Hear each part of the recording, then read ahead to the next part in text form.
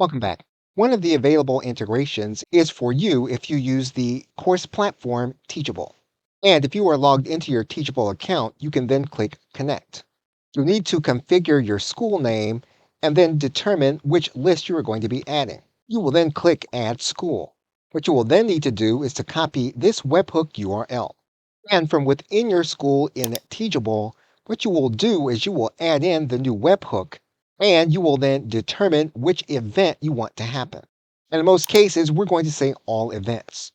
You can then save this element to your account. Now, for the sake of this video, we are not going to add this GetResponse webhook to this Teachable account. But once you add GetResponse, your students will automatically be added in the way in which you determined. Okay, so thanks, and I will see you in another video.